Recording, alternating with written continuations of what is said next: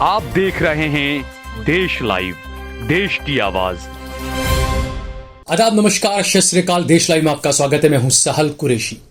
आज हम बात करेंगे कर्नाटका चुनाव की। कर्नाटका चुनाव से पहले जिस तरीके से अलग अलग नेताओं के बयान आ रहे हैं, लेकिन जो मौजूदा चुनावी सर्वे आया है वो बीजेपी की नींद को उड़ा देने वाला है। बीजेपी का वहां से सफाया होने जा रहा है और कांग्रेस पार्टी अच्छी सीटों के साथ में, बहुत अच्छी सीटों के साथ में कर्नाटक की सत्ता पर काबिज होने वाली है। ऐसा एक मौजूदा बड़ा सर्वे आया है, उसके बारे में हम आपको बताएंगे कि एक बड़ी जीत यहां पर कर्नाटका में कांग्रेस के लिए एक अच्छी खुशखबरी लेकर आने वाली है।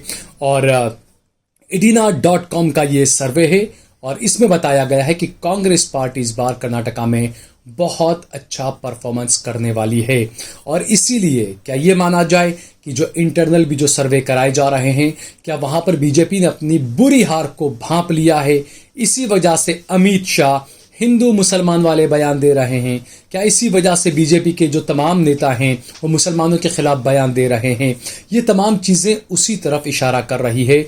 जो मौजूदा सर्वे आया है उसके बारे में हम आपको विस्तार से बताएंगे, लेकिन विस्तार से इस पूरी खबर को जानने से पहले हम आपको बताएं कि 202 सीटों पर यह सर्वे कराया गया है। हालांकि कर्नाटक में 224 सीटें हैं, 113 वहां पर जीत के लिए चाहिए होती है सीटें।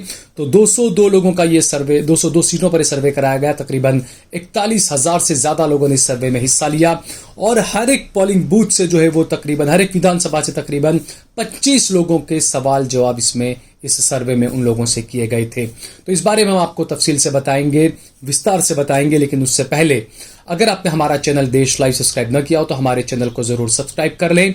सोशल मीडिया के तमाम प्लेटफॉर्म्स पर, फेसबुक पर, ट्विटर पर, इंस्टाग्राम पर भी आप देश लाइव को जरूर फॉलो कीजिए। इसके अलावा सहल कुरैशी और सहल कुरैशी ऑफिशियल पेज को भी जरूर फॉलो कीजिएगा। और इसके साथ ही हम हमेशा आपसे सहयोग की उम्मीद रखते हैं। हम आपसे हमेशा कहते हैं, हमारा नंबर भी हमने दे रखा है, ज्यादा से ज्यादा हमारी मदद करें। तो हम बात कर रहे हैं कर्नाटका की। कर्नाटका में जो विधानसभा के चुनाव हैं, 10 तारीख को वोट डाले जाएंगे, 13 तारीख को नतीजे आ जाएंगे। और उससे पहले केरल को लेकर एक फिल्म भी आ रही है।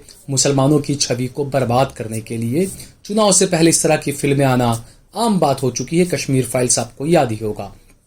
बहरहाल जो सर्वे आ रहे हैं उसके मुताबिक हम आपको बताते हैं कि पिछले बार का चुनाव कैसा रहा था, इस बार कितनी सीटें किसे मिलने वाली है, इस बार के सर्वे किस तरीके से कांग्रेस को एक बड़ी जीत की तरफ बता रहे हैं।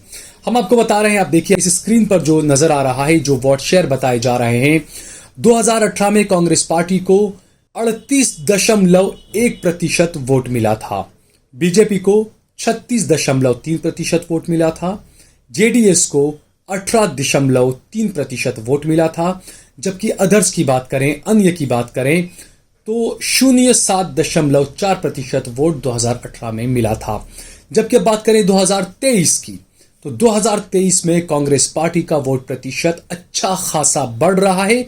कांग्रेस पार्टी को 2023 में 43% वोट मिलने का अनुमान लगाया जा रहा है, जबकि बीजेपी का वोट प्रतिशत 3% से ज्यादा गिर चुका है और वो 33% के करीब बीजेपी को वोट मिलने का अंदाजा लगाया जा रहा है। जबकि जेडीएस, जिसने 2018 में 18.3% वोट लिया था, उस जेडीएस को 2023 में 16% वोट ही मिल पाएंगे। जबकि अन्य की बात करें, जो पिछले चुनाव में 2018 के विधानसभा चुनाव में 7.4% अन्य को वोट मिला था, इस बार अन्य का वोट बढ़ने वाला है। तकरीबन 8% वोट जो है वो अन्य को मिलेगा। ऐसे में अलग अलग कुछ और पार्टियां भी कर्नाटक में अपनी किस्मत आजमाने के लिए आ चुकी हैं।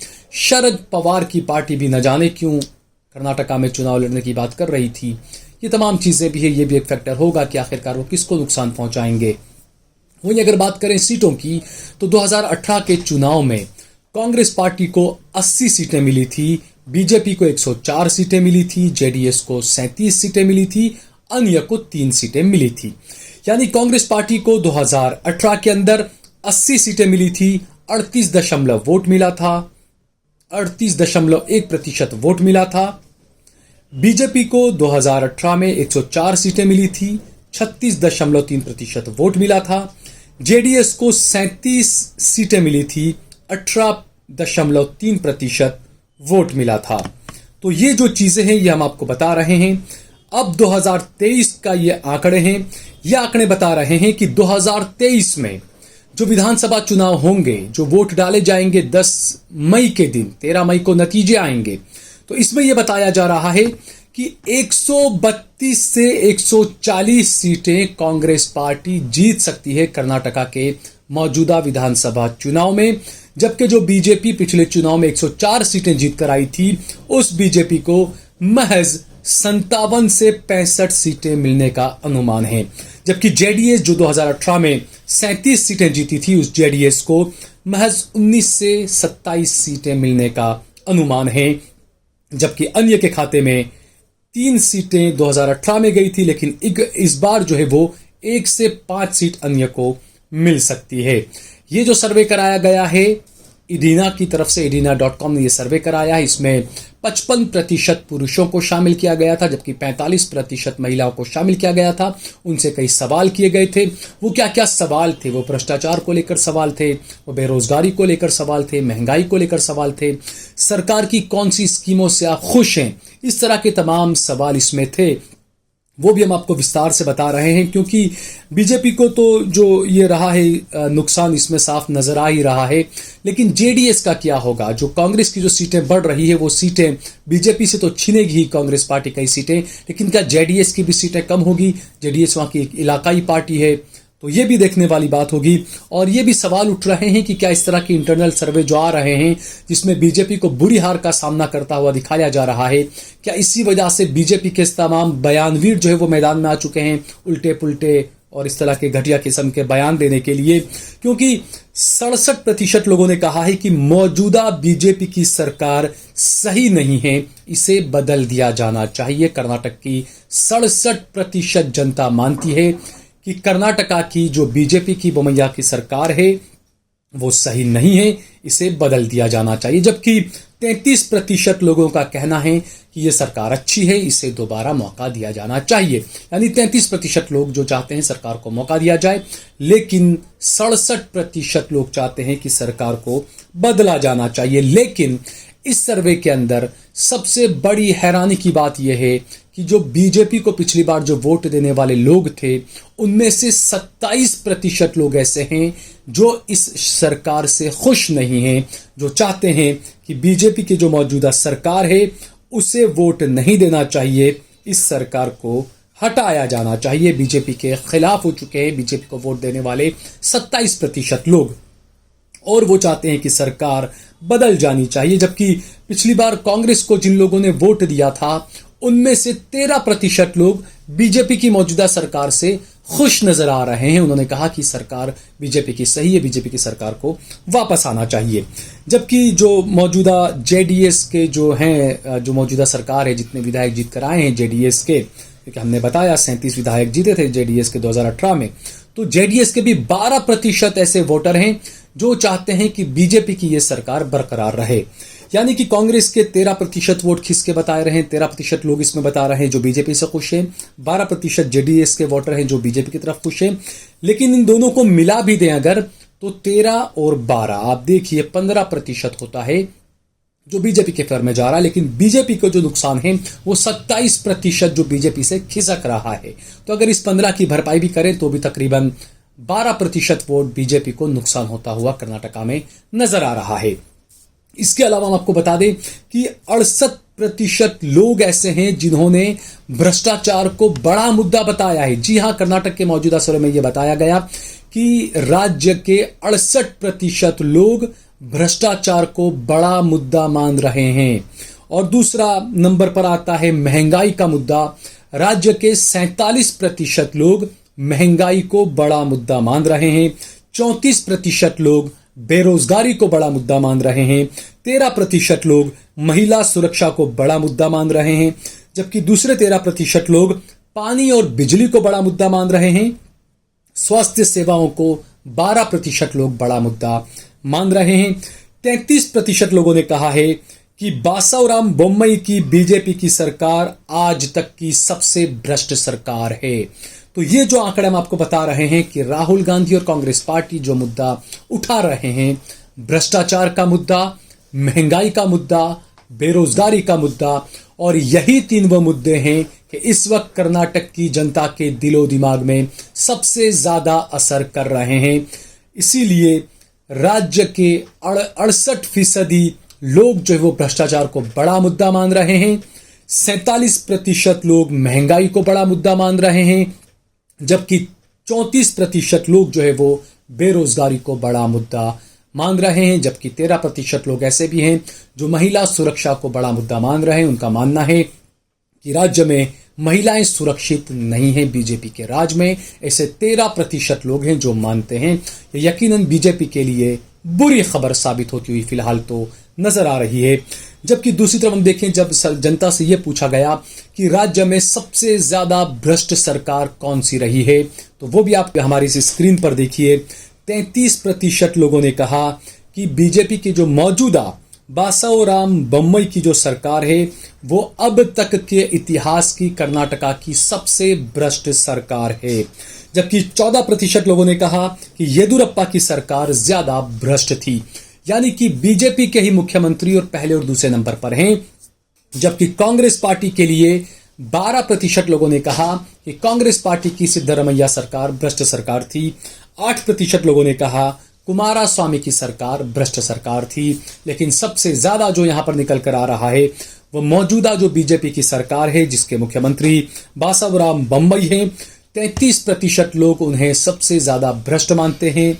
14% लोग अब भी येदुरप्पा, जो कि अभी सत्ता में नहीं है, यानी कि वो मुख्यमंत्री नहीं है, लेकिन उसके बाद भी उनका नाम भ्रष्टाचार में बिल्कुल सिर चढ़कर बोल रहा है। 14% लोग मानते हैं कि येदुरप्पा भ्रष्ट मुख्यमंत्री थे, उनकी सरकार भ्रष्ट सरकार थी।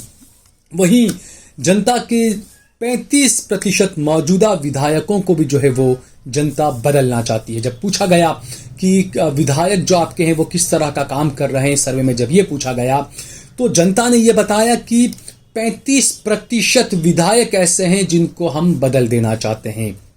ये 35% किस पार्टी के होंगे? हालांकि 33% लोगों को जनता ने दोबारा जिताने का भी कहा। जनता ने कहा कि 35% विधायकों को हम बदलना चाहते हैं विधायकों को, जबकि 33% विधायक ऐसे हैं जिन्हें जनता दोबारा चुनकर दोबारा विधानसभा में भेजना चाहती है। तो इसके बारे में भी आगे पूछा गया कि जनता जब चाहती है कि 35% विधायकों को बदला जाना चाहिए, तो ये 35% विधायक किस पार्टी के हैं? जब जनता से पूछा गया कि कौन से विधायक किस पार्टी के हैं जिन्हें आप बदलना चाहते हैं, तो उसमें सबसे ज्यादा नाराजगी बीजेपी विधायकों से देखी गई जनता की।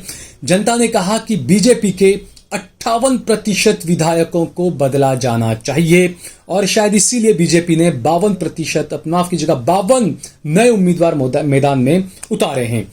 जबकि कांग्रेस पार्टी के 42% विधायकों से जनता नाराज नजर आई। जेडीएस के 51% विधायकों से जनता नाराज नजर आई। जबकि बीजेपी के 42% विधायकों को जनता ने दोबारा चुनने की बात कही है। वहीं कांग्रेस के 58% विधायकों को दोबारा चुनने की बात कही है जनता ने। जेडीएस के 49% विधायकों को दोबारा चुनने की बात कही है। तो यह विधायकों का आंकड़ा है कि विधायकों का काम किस तरह का रहा है। बीजेपी ने, इसीलिए मैंने जैसे बताया कि 52 नए उम्मीदवार मैदान में उतारे हैं। नरेंद्र मोदी का एक नजरिया हमेशा से यह रहा है कि जो एंटी इनकम्बेंसी होती है वो पार्टी के खिलाफ नहीं होती, वो चेहरे के खिलाफ होती है। इसीलिए गुजरात में एक ही रात के अंदर पूरी कैबिनेट बदल दी जाती है। जब चुनाव आते हैं तो आधे से ज्यादा विधायकों के टिकट काट दिए जाते हैं। तो यही आजमाया जा रहा है कर्नाटका के अंदर भी कि 52 नए उम्मीदवार बीजेपी ने मैदान में उतारे हैं, लेकिन जो सर्वे हैं वो कई सवाल खड़े कर रहे हैं। वहीं जब जनता से पूछा गया कि आपको सरकार की कौन सी स्कीमें आपको ज्यादा अच्छी लगी या किस स्कीम से आप ज्यादा खुश हैं, तो हैरानी की बात यह है कि बीजेपी की मौजूदा सरकार की जो स्कीमें रही है, लोगों ने कहा कि वो मौजूदा सरकार की 0.01% स्कीम से ही खुश हैं। यानी कि 0% स्कीमें, यानी मौजूदा सरकार बीजेपी की जो है कर्नाटका में, उसकी एक भी स्कीम ऐसी नहीं है जिससे वहां की जनता खुश हो। यह बड़ी हैरान करने वाली बात है। सरकार की 0% स्कीमें सरकार की जो है वो लोग पसंद कर रहे हैं। जबकि अगर इसमें देखें केंद्र सरकार के बारे में, लोगों ने कहा है कि केंद्र सरकार की 18% स्कीमें हैं जिसे जनता पसंद कर रही है, जिस पर जनता यकीन कर रही है। उसमें उज्ज्वला और ये तमाम चीजें होंगी मेरे ख्याल से।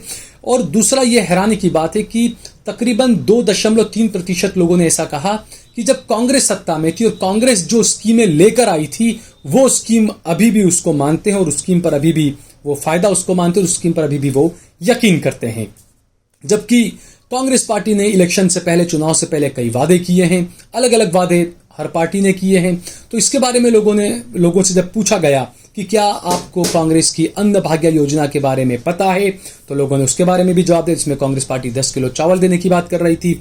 लेकिन जो गृह ज्योति योजना है, जिसमें बिजली यूनिट जो है वो 200 यूनिट बिजली फ्री देने का कांग्रेस ने जो वादा किया है, इसके बारे में जब लोगों को पूछा गया तो कांग्रेस सरकार की इसके कांग्रेस में सत्ता में आने के बाद कांग्रेस ने कहा कि ये चीजें देगी, तो तकरीबन 33% लोगों ने कहा कि हमें कांग्रेस की इस स्कीम के बारे में पता ही नहीं है। आप सोचिए, चुनावी घोषणा पत्र जाहिर हो चुके हैं, बाहर आ चुके हैं, कैंपेन किए जा रहे हैं, लेकिन उसके बावजूद ये जो सर्वे है, ये भी बड़ी एक और बात मैं आपको बता दूं कि जो सर्वे किए गए हैं ये 21 अप्रैल 2023 तक के सर्वे किए गए, यानी मौजूदा इसी महीने जो महीना रहा पिछला, उसी अनेक हफ्ते पहले तक के ये सर्वे रहे हैं।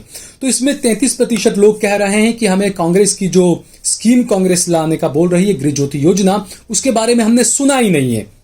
जबकि 34% लोग ऐसे हैं जो कहते हैं कि हमने कांग्रेस की स्कीम के बारे में सुना भी है और हम कांग्रेस की स्कीम पर यकीन भी कर रहे हैं। 34% लोग ऐसे हैं जो यकीन कर रहे हैं। जबकि जो दूसरी एक और स्कीम कांग्रेस पार्टी ने जो ऐलान किया है, जिसे गृह लक्ष्मी स्कीम कहा गया, कि उसमें यह कहा गया कि आपके परिवार की जो सबसे मेन जो अहम सदस्य महिला है, उसको 2000 रुपया जो है वो हर महीने दिया जाएगा। इस स्कीम के बारे में 35% लोगों ने कहा कि हमने स्कीम के बारे में सुना है और हमें इस स्कीम पर भरोसा भी है। जबकि 31% लोगों ने कहा कि हमने इस स्कीम के बारे में सुना नहीं है। यानी ये कांग्रेस की कमजोरी है। बीजेपी के पास में मोटा पैसा है इलेक्शन कैंपेन के लिए। आप यूट्यूब पर जाइए, आप किसी भी वेबसाइट पर जाइए, आपको वहां पर बीजेपी का कैंपेन, बीजेपी का एड मिल जाएगा। पैसों को पानी की तरह बहाया जा रहा है बीजेपी की तरफ से। लेकिन कांग्रेस, ये जो बातें आ रही है सर्वे में निकलकर, इससे ये लगता है कि कांग्रेस का जो सोशल मीडिया है और जो पहुंच जो बनानी चाहिए वो कांग्रेस पार्टी नहीं बना पाई है। लेकिन उसके बावजूद भी सीटों में कांग्रेस पार्टी को काफी फायदा होता हुआ यहां पर नजर आ रहा है। बीजेपी का जो वोट बैंक रहा है अपर कास्ट, ये हमेशा से कहा जाता है कि अपर कास्ट जो है वो बीजेपी का वोट बैंक रहा है। लेकिन इस बार जो चुनाव है उसमें हम देखें कि क्या है। कांग्रेस पार्टी को अपर कास्ट का 25% वोट मिलने का अनुमान लगाया जा रहा है। बीजेपी को 58% अपर कास्ट का वोट मिलने का अनुमान है। 11% वोट जो है वो अपर कास्ट का जेडीएस को जा सकता है। लिंगायत की बात करें, सबसे बड़ी लड़ाई जो है वो लिंगायत वोटों को लेकर होती है, लेकिन इस बार भी लिंगायत वोटों पर बीजेपी का कब्जा रहेगा। बीजेपी तकरीबन 53% वोट जो है वो लिंगायतों का ले लेगी। इसके अलावा लिंगायत का 28% वोट जो है वो कांग्रेस पार्टी को जाएगा। 12% लिंगायत वोट जेडीएस को जा सकता है। इसके अलावा जो मराठा वोट है उसके बारे में कहा जा रहा है कि मराठा वोट 34% कांग्रेस को, 49% बीजेपी को, 8% जेडीएस को जा सकता है। जबकि एक अहम बिरादरी है वहां पर एडिगा, तो एडिगा का जो है वो 33% वोट कांग्रेस पार्टी को मिल सकता है। 37% वोट जो है वो बीजेपी को और 22% वोट जेडीएस को मिल सकता है। लेकिन इस सब के बीच एक अहम जो ये धारणा बना दी गई कि दलित और एससी एसटी ये तमाम जो लोग हैं ये कांग्रेस पार्टी से छटक रहे हैं। अमूमन जो दूसरे राज्यों में चुनाव हुआ वहां पर ये देखा भी गया, लेकिन कर्नाटक के जो मौजूदा चुनाव हो रहे हैं 2023 के, इसमें कुछ चौंकाने वाले आंकड़े आए हैं और कांग्रेस के लिए काफी सुकून वाली खबर ये सर्वे बता रहा है कि एससी, एसटी, ओबीसी और मुस्लिम वोट जो है वो, और इसके अलावा क्रिश्चियन, ईसाई जो वोट है, तकरीबन 50% से ज्यादा वोट जो है वो कांग्रेस को जा सकता है। दलित, एससी, एसटी, क्रिश्चियन और मुस्लिम वोट के लिए बताया जा रहा है कि तकरीबन 73% मुस्लिम वोट कांग्रेस पार्टी के पाले में इस बार जाने वाला है।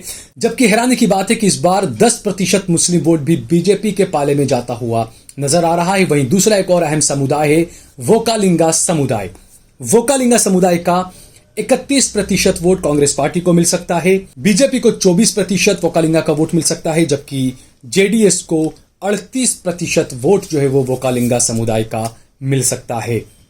लेकिन सबसे बड़ी बात जो मैंने बताई कि middle class, lower middle class, गरीब और पिछड़े वोटर आज भी कांग्रेस पार्टी को अपनी पसंदीदा पार्टी मानते हैं कर्नाटका में। और इसका आंकड़ा भी हम आपको बताते हैं, ये आप स्क्रीन पर देख सकते हैं कि जो वोटर्स जो रहे हैं उनमें कहां कहां कितना कितना वोट किसे मिलेगा वो हमने आपको बताया, किस समुदाय का कौन सा वोट किसको जाएगा वो हमने आपको बताया।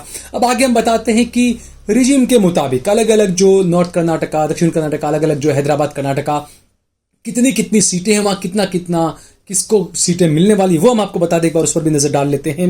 हैदराबाद कर्नाटका में 40 सीटें हैं, 31 से 37 सीटें कांग्रेस को मिल सकती है, 2 से 4 सीटें बीजेपी को मिल सकती है, जबकि जेडीएस को 2 से 4 सीटें मिल सकती है। मुंबई कर्नाटका जो है वहां पर 50 विधानसभा की सीटें हैं, यहां पर कांग्रेस पार्टी को 40 से 46 सीटें मिलेगी, जबकि बीजेपी को 3 से 7 और जेडीएस को 0 से 2 सीटें मिल सकती है। कोस्टल कर्नाटका जो इलाका है यहां पर बीजेपी का अच्छा परफॉर्मेंस माना जाएगा, 19 सीटें हैं यहां पर, बीजेपी को यहां पर 10 से 14 सीटें मिलने का अनुमान है, जबकि कांग्रेस पार्टी को यहां पर महज 5 से 9 सीटें मिल सकती है और जेडीएस को यहां पर 0 सीटें मिलने का अनुमान है।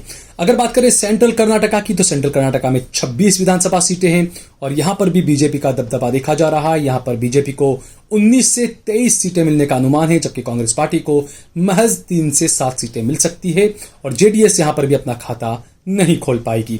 साउथ कर्नाटका की अगर बात करें तो यहां पर 61 विधानसभा की सीटें हैं और यहां पर कांग्रेस का काफी अच्छा प्रदर्शन माना जा रहा है। यहां पर 26 से 32 सीटें जो है वो कांग्रेस पार्टी को मिल सकती है, जबकि बीजेपी को 10 से 14 सीटें और जेडीएस को 15 से 19 सीटें मिलने का अनुमान है। अगर बात करें बेंगलोर की तो यह कहा जाता है कि बीजेपी जो है वो शहरों की पार्टी है, शहरी पार्टी है, शहर के लोग ज्यादा इसे वोट देते हैं, लेकिन कर्नाटका में इस बार कुछ उलटफेर देखा जा रहा है। कर्नाटक की जो 28 सीटें हैं उसमें से 16 से 20 सीटें कांग्रेस के खाते में जाती हुई नजर आ रही है, जबकि बीजेपी को महज 6 से 10 सीटें मिलने का अनुमान है, जबकि जेडीएस को 1 से 3 सीटें मिल सकती है। तो कुल मिलाकर जो आंकड़ा आया है वो यही साबित कर रहा है, वो यही दिखा रहा है कि इस बार कांग्रेस के लिए बड़ी अच्छी खबर है। इस बार कांग्रेस बहुत बेहतरीन परफॉर्मेंस करने जा रही है। कांग्रेस पार्टी को 132 से 140 सीटें मिल सकती है, बीजेपी को जो है वो 57 से 65 सीटें जो है वो मिल सकती है, जबकि जेडीएस को 19 से 25 सीटें मिल सकती है और अदर जो हैं अन्य हैं उनको 1 से 5 सीटें मिल सकती है। यानी ये चुनावी सर्वे है, हम आपको बता दें कि ये सर्वे हैं, नतीजों के लिए आपको इंतजार करना पड़ेगा। 13 मई के रोज नतीजे भी आ जाएंगे। अगर आपको ये वीडियो पसंद आया हो तो इस पर ज्यादा से ज्यादा कमेंट करें, इसे शेयर करें। अगर आपने हमारा चैनल देश लाइव सब्सक्राइब न किया हो तो हमारे चैनल को जरूर सब्सक्राइब करें।